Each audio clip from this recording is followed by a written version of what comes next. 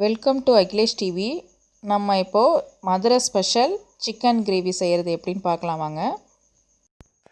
இதுக்கு தேவையான பொருட்கள் ஜீரகம், பெருஞ்சீரகம், கசகசா, மிளகு இதெல்லாம் ஒரு ஸ்பூன் எடுத்துக்கலாம்.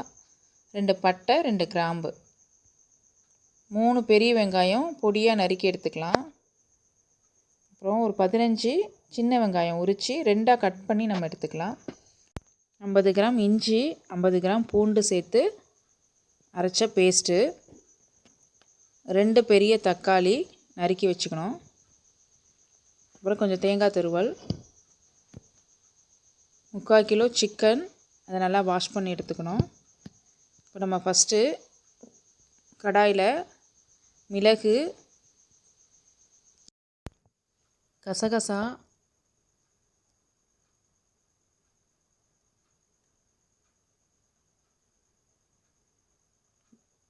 ஜீரகம், பெருஞ்சீரகம், பட்டை, கிராம்பு இதெல்லாம் சேர்த்து நல்லா வறுத்து எடுத்துக்கணும். அதில் எண்ணெய் சேர்க்க தேவையில்லை, லைட்டாக வறுத்துக்கிட்டால் போதும்.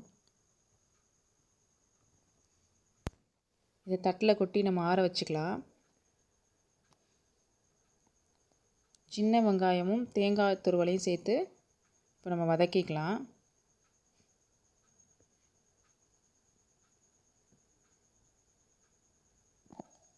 லைட்டாக வதக்கினா போதும். அதையும் அந்த வறுத்து வச்ச மிளகு ஜீரகத்தோடு சேர்த்து ஆற வச்சு அதுக்கப்புறம் மிக்ஸி ஜாரில் போட்டு அரைச்சி பேஸ்ட்டாக எடுத்துக்கலாம். அதுக்கப்புறம் குக்கரில் 2 ஸ்பூன் எண்ணெய் விட்டு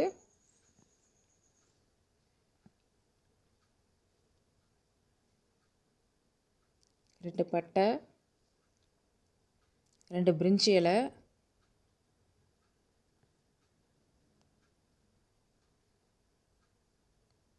கொஞ்சம் பெருஞ்சீரகம்,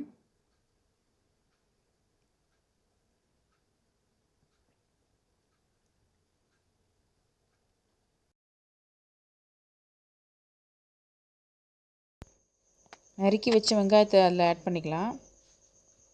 ஆட் பண்ணி நல்லா வதக்கிக்கலாம்.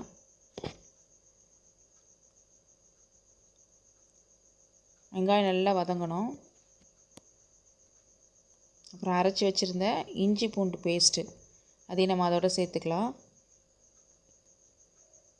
சேர்த்து நல்லா வதக்கி விடணும்.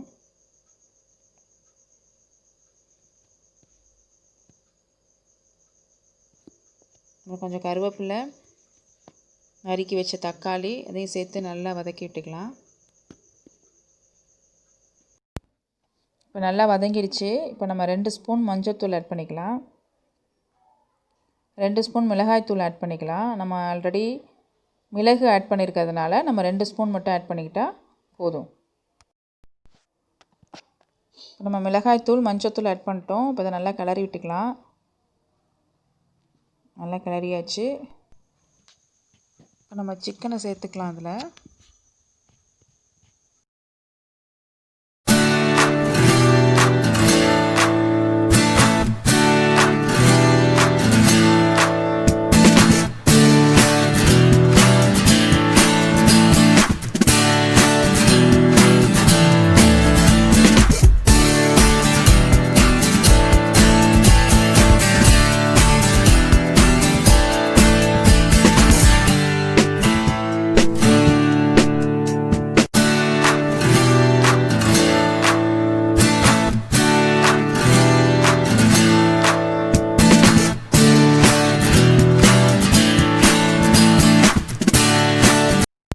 இப்போ நம்ம தேவையான அளவு உப்பு சேர்த்துக்கலாம். இப்போ நம்ம அரைச்சி வச்சுருந்த பேஸ்ட்டையும் அதில் ஆட் பண்ணிக்கலாம்.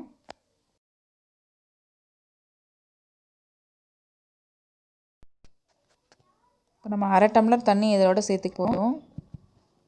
அதிகமாக தண்ணி சேர்க்க தேவையில்லை.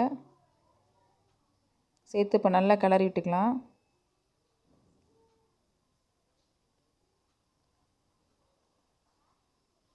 நல்லா கிளறியாச்சு.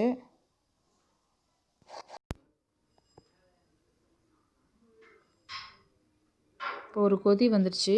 இப்போ நம்ம கொத்தமல்லி தழையை அதில் ஆட் பண்ணிக்கலாம்.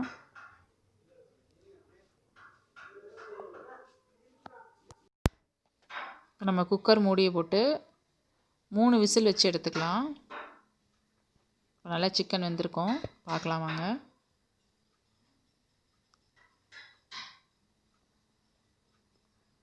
இப்போ பாருங்கள், நல்லா எண்ணெய் கலந்து நல்லா வெந்திருக்கு சிக்கன்.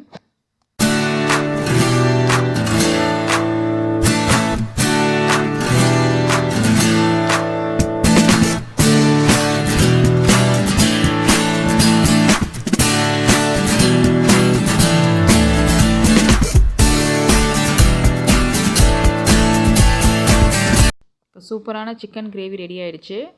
நீங்களும் உங்கள் வீட்டில் செஞ்சு பாருங்கள். இந்த சேனலை சப்ஸ்கிரைப் பண்ணுங்கள். மறக்காமல் பெல் பட்டனையும் கிளிக் பண்ணுங்கள். தேங்க்யூ.